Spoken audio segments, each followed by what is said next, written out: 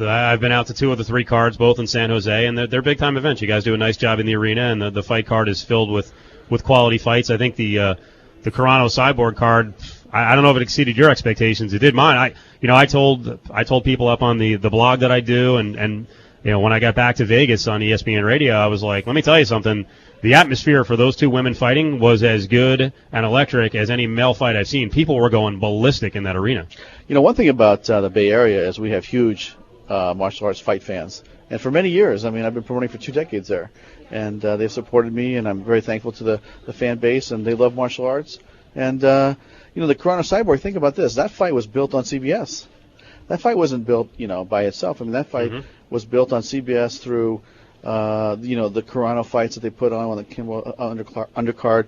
And Kimbo Slice was more, was basically built on CBS's backbone of their eyeballs that can get to this.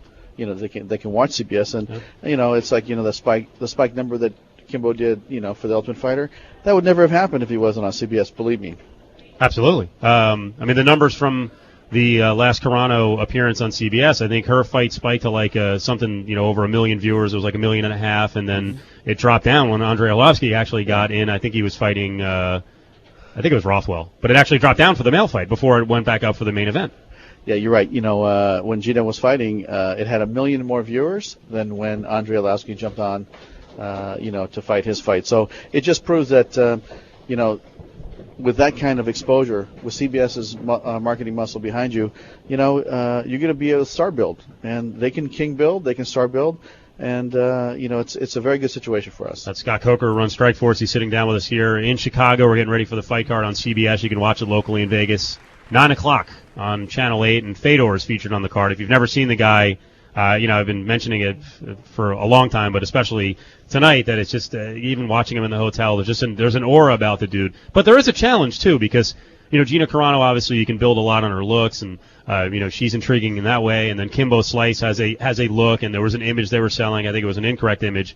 But with Fedor, it's a little different, because, it's the whole Russian thing, but he doesn't speak, enough English where he feels comfortable to promote. So how do you think it's gone here, the last couple of weeks in terms of getting the word out with one of the main event fighters not being able to really do interviews, in the U.S.? And we're very insular. We need to hear the spoken English word. Right. Well, here's the thing is that I think that, Fedor, if you watch the 360 show, I think he resonates. His personality resonates on that show, and that show has dialogue. But the tough part is not that he doesn't speak English. It's just that he's not here. So we've relied on Brett and Mayhem Miller to really go out there and promote it. And Mayhem, the only thing wrong with Mayhem, he's just shy. If he wasn't so shy, that I think that he'd be able to promote himself. But on a serious note, Mayhem is an amazing promotional vehicle. The guy, I had no idea until we got into a business relationship with this fight. And Brett, we had to take Brett around, and he did a good job. And Fedor does his proving ground is in the ring or in the cage at this point. And this will be the first time he's fought in the cage ever in his life. Mm-hmm. So it might be a whole different experience for him. Do you almost feel bad in a way for Brett that he's having to carry so much of it? I just saw that you guys sent out a release that he's going to be doing, I think, the Carson Daly show. He was on First Take. He's been all over the place. That's a lot of pressure on a guy who has just, moved into the mainstream, and he's facing Fedor. I'll tell you, Brett's been amazing. Give him a bonus. Yeah, that's what I'm saying. Brett's been amazing, and he has been a great trooper. And part of the business that people don't understand from a promoter standpoint is that we need the fighters to go out there and to do the PR, that's set up and to go promote the fight. And Fedor just hasn't been here, but Brett's picked up the slack, and he's been a trooper, and we're very thankful. And hopefully, here comes Brett right now. But the reality is, hey, if Brett hits Fedor, he's going to knock Fedor out.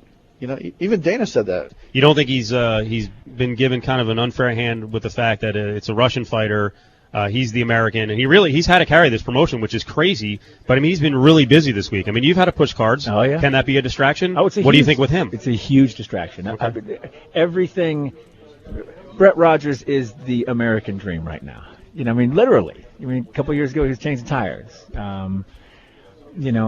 There's something about that that's intriguing. There's something about that's interesting, but there's also something about that has a hunger behind it. And I just think that I don't think Fedor's going to go out there and just smash him. I think you're going to be looking at a competitive fight.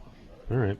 That's my opinion. And I've seen Rogers move and spar, and No one at 285 should be dancing around like that.